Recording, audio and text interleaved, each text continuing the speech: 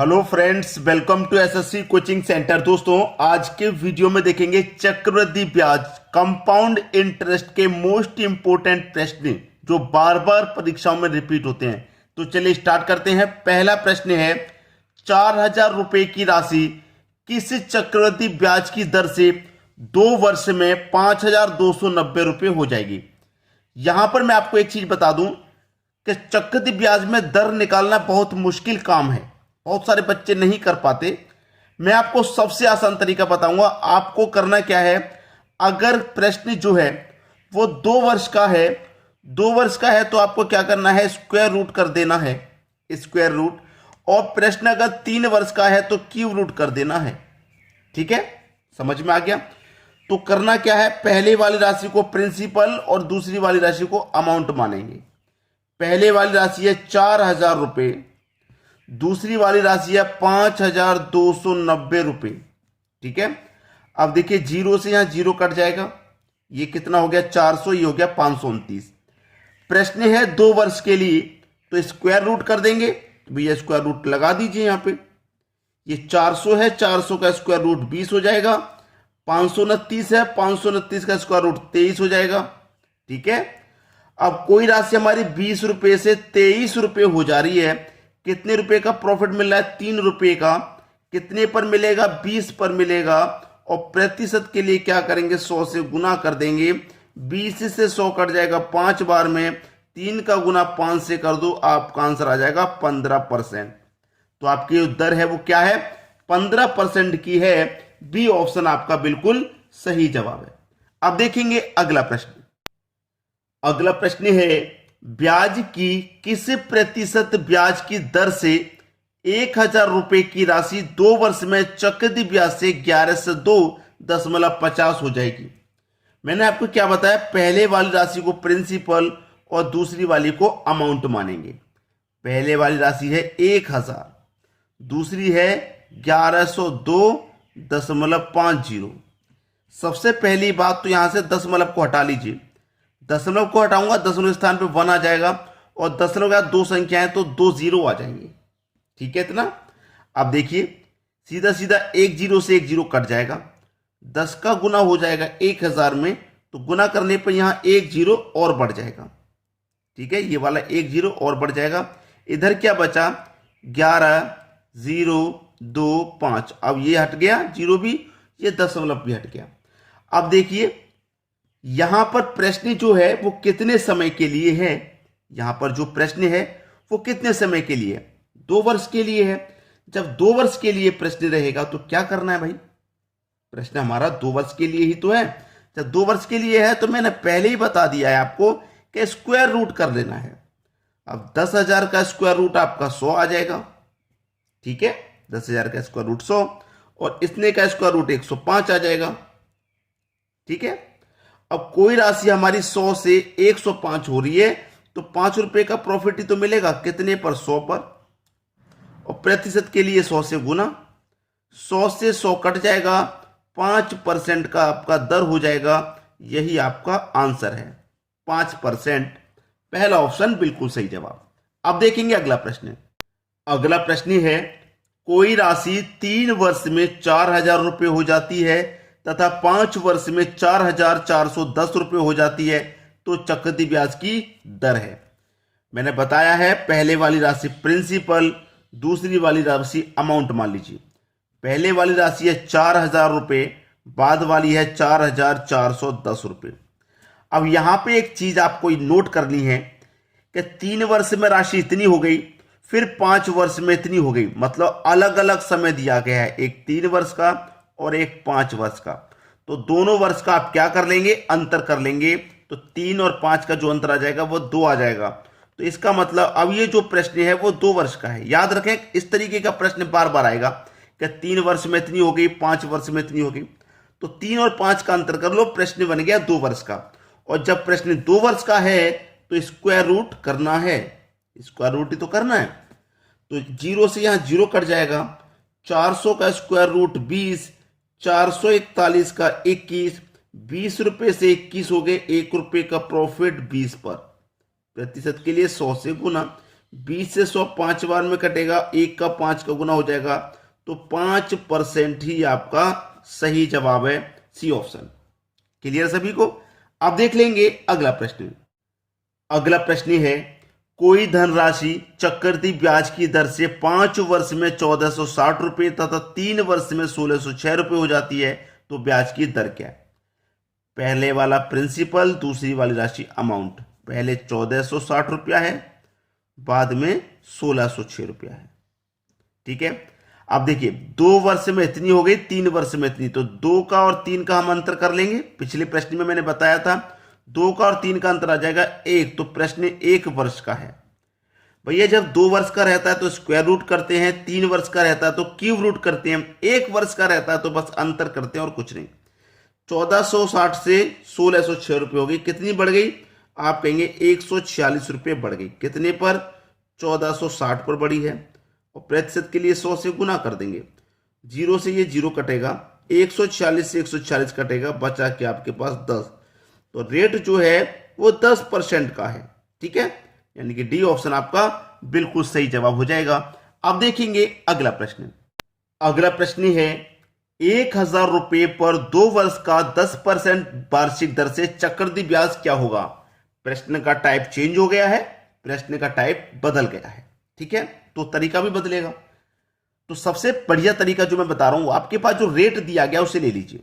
Rate है आपके पास 10% का, 10% का रेट है, तो इसकी जो फ्रैक्शन वैल्यू होती है क्या होती है? 10% का मतलब बटे में 100 लिखेंगे, 10 एकम 10 कटेगा, 10 से 10 बार में 100, 1/10 फ्रैक्शन वैल्यू हो गई, जिसमें कि आप जानते हैं नीचे वाली वैल्यू प्रिंसिपल होती है, और नीचे में ऊपर जोड़ देंगे तो ये अमाउंट हो जाएगा।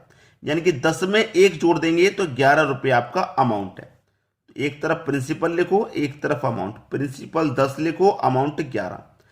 अब प्रश्न 2 वर्ष के लिए है तो पावर 2 कर देंगे, प्रश्न 3 वर्ष के लिए होगा तो पावर 3 कर देंगे, 4 वर्ष के लिए होगा तो पावर 4 कर देंगे।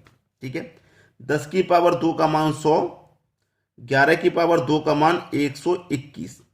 ठीक है, अब देखिए हमसे कहा गया है कि 1000 रुपये पर हमारे पास जो प्रिंसिपल है वो 1000 है, और यहां पे प्रिंसिपल 100 आया है, तो रियल में प्रिंसिपल 1000 है, तो 100 से 1000 कितने गुना पर है? आप कहेंगे सर 10 गुना पर है।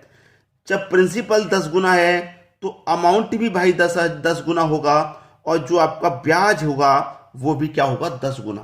तो 100 रुपये से 121 हो गए, तो हमें ब्याज तो 21 का मिला ना, तो ये ब्याज रियल में कितना होगा? ये रियल में भी 10 गुना होगा। भाई जब प्रिंसिपल 10 गुना है तो ब्याज भी 10 गुना होगा, अमाउंट भी 10 गुना होगा। ये नोट कर लीजिए आप। पूछा क्या है? चक्रवृद्धि ब्याज क्या होगा, तो चक्रवृद्धि ब्याज को 10 गुना कर दो भाई। ठीक है, 21 का 10 गुना कितना हो जाएगा? 21 का 10 गुना हो जाएगा 210। यही आपका आंसर है। ठीक है, बी ऑप्शन बिल्कुल सही। अब देखेंगे अगला प्रश्न। अगला प्रश्न है 12.1/2% वार्षिक दर से 6400 रुपये का 2 वर्ष का बाद चक्रवृद्धि ब्याज ज्ञात करें। भाई हमें 12.5% का रेट है, 12.5%। इसकी जो फ्रैक्शन वैल्यू होती है वो मैं करके दिखा देता हूं। 2 का 12 में गुना 24, 24 में जोड़ो 25/2, 25/2, और प्रतिशत का जो मतलब है इसका मतलब भी बटे में 100 होता है, तो नीचे तो 200 हो गया ना, ऊपर 25 बटे में 200, 25 से कम 25, 25 अट्ठे 200, 1/8, जिसमें नीचे वाली वैल्यू प्रिंसिपल और नीचे में ऊपर वाली जोड़ देंगे अमाउंट। तो 8 में 1 जोड़ दूंगा, 9 आपका अमाउंट हो जाएगा। एक तरफ प्रिंसिपल लिख लो, अमाउंट लिख लो, प्रिंसिपल 8, अमाउंट 9। प्रश्न 2 वर्ष के लिए है, पावर 2 कर दो। 8 की पावर 2 का मान कितना होता है भैया? 64। 9 की पावर 2 का मान 81। ठीक है, अब हमें क्या दे रखा है? हमें दे रखा है यहाँ पे 6400 रुपया। ठीक है, कितना दे रखा भाई? हमें यहाँ पर दे रखा है 6400। अब देखिए 12.5% वार्षिक दर से 6400 रुपये का 2 वर्ष बाद चक्रवृद्धि ब्याज क्या होगा? रियल में हमारे पास 6400 रुपये है, प्रिंसिपल यहाँ 64, और रियल में कितना है? 6400 है। तो 64 से 6400 कितने गुना पर है? आप बोलेंगे सर 100 गुना पर है। ठीक है, हमारा अमाउंट 64 था, 64 से 81 हो गया, तो कितने रुपया ब्याज का मिला? 17 मिला। तो देखिए जब प्रिंसिपल 64 गुना है तो ये जो ब्याज है ना ये भी 64 गुना होगा, और जो अमाउंट होगा ये भी 64 गुना होगा। क्या पूछ रहा है? चक्रवृद्धि ब्याज क्या होगा। तो इस चक्रवृद्धि ब्याज को भी हम क्या करेंगे भाई, चक्रवृद्धि ब्याज को क्या करेंगे, ये 100 गुना है, सॉरी ये 64 गुना कर दिए, गलत कर दिए। जब ये 100 गुना हो रहा है तो ये भी 100 गुना होंगे, सॉरी ये गलती से लिख गया दोस्तों, यहाँ पे 64 बना हुआ तो वही दिमाग में रहा। ठीक है, जब ये प्रिंसिपल 100 गुना है तो ब्याज भी 100 गुना होगा, अमाउंट भी 100 गुना होगा। चक्रवृद्धि ब्याज पूछ रहा है तो 17 का 100 गुना हो जाएगा भैया 1700, यही आपका आंसर हो गया 1700। सी ऑप्शन बिल्कुल सही। ठीक है दोस्तों, अब देखेंगे अगला प्रश्न। अगला प्रश्न है मूलधन 4500 रुपए हो तो 2 वर्ष बाद 6.2/3% वार्षिक दर से चक्रवृद्धि मिश्रधन क्या होगा। भाई पहले इसको सॉल्व कर लीजिए। 6.2/3% है, 36 का 18, 2 जोड़ेंगे 20/3, और परसेंट का मतलब भी बटे में 100 होता है, ऊपर 20 बटे में हो जाएगा भैया 300। 20 से कम 20, और 20 से ये कितनी बार में कटेगा, 20 से कटेगा 15 बार में। तो नीचे वाली वैल्यू प्रिंसिपल नीचे में, ऊपर जोड़ देंगे तो अमाउंट, 15 में 1 जोड़ देंगे 16 रुपये आपका अमाउंट। एक तरफ प्रिंसिपल लिखो, एक तरफ अमाउंट। प्रिंसिपल 15 है तो अमाउंट हो जाएगा आपका 16। 2 वर्ष के लिए प्रश्न है, पावर 2 कर दो। 15 की पावर 2 का मान 225, 16 की पावर 2 का मान 256। ठीक है, अब देखिए हमारे पास मूलधन है 4500 रुपये, यहां पे मूलधन 225 जबकि रियल में है 4500। अब 225 से 4500 कितने गुना पर है भाई, 225 से 4500 ये 20 गुना पर है, क्योंकि 225 का 2 गुना करूंगा 45 भाई 450, फिर एक जीरो आ रहा है तो इसका मतलब 20 गुना। अब देखिए प्रिंसिपल 225 है, अमाउंट 256 है, ब्याज कितना मिल रहा है 31 का। जब मेरा प्रिंसिपल दोस्तों 20 गुना है तो मेरा ब्याज भी कितना होगा 20 गुना, और अमाउंट भी हो जाएगा 20 गुना। जब एक वैल्यू 20 गुना है तो दूसरी भी 20 गुना, तीसरी भी 20 गुना। पूछा क्या मिश्रधन क्या होगा, अमाउंट पूछ रहा है क्या होगा, अमाउंट को भी क्या कर देंगे 20 गुना कर देंगे। 256 का गुना अगर मैं 2 में करता हूं तो ये होता है 512, और एक ही जीरो 5120, यही आपका आंसर हो जाएगा। डी ऑप्शन बिल्कुल सही जवाब। क्लियर सभी को। अब देख लेंगे अगला प्रश्न। अगला प्रश्न है कोई राशि 10% वार्षिक दर से उधार दी जाती है और 3 वर्ष के अंत में 1331 रुपए प्राप्त होती है, तो बताओ उधार दी गई राशि क्या है। रेट है भाई 10% का हमारे पास, इसकी फ्रैक्शन वैल्यू होती है 1/10। ठीक है, नीचे वाली वैल्यू प्रिंसिपल, नीचे में ऊपर वाली जोड़ देंगे तो अमाउंट। प्रिंसिपल लिखो, अमाउंट, प्रिंसिपल 10 तो अमाउंट 11, भाई 10 में 1 जोड़ देंगे तो 11। प्रश्न है 3 वर्ष के लिए, तो पावर 3 कर देंगे।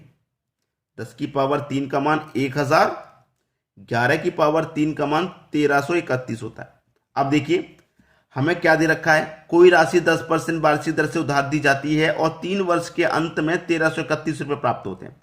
हमारे पास जो मिश्र धन है, जो अमाउंट है 1331 प्राप्त हो रहा है, जबकि यहां पे 1331 है और हमें प्राप्ति भी 1331 ही हो रहा है।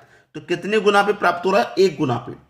जब ये 1 गुना पे प्राप्त हो रहा है तो हमारा जो मूलधन है वो भी 1 गुना होगा, तो 1000 का 1 गुना 1000 ही हो जाएगा। और मैं अगर ब्याज की बात करूं तो 1000 से 1331 हो रहे हैं, तो ब्याज मुझे कितना मिल रहा है, 331 रुपए का ब्याज मिल रहा है। तो ये भी कितना हो जाएगा भैया, ये भी 1 गुना हो जाएगा। लेकिन पूछा क्या है, उधार दी गई राशि क्या है, हमसे पूछ रहा है उधार दी गई राशि। तो उधार दी गई राशि मतलब प्रिंसिपल ही तो पूछ रहा है, तो 1000 रुपए ही उधार दिए गए हैं, 1000 रुपए। ठीक है, बी ऑप्शन आपका बिल्कुल सही जवाब। उम्मीद करूंगा सभी प्रश्न आपको आसानी से समझ में आ गए, किसी में कोई परेशानी नहीं होगी। ठीक है दोस्तों, वीडियो देखने के लिए आपका बहुत बहुत धन्यवाद।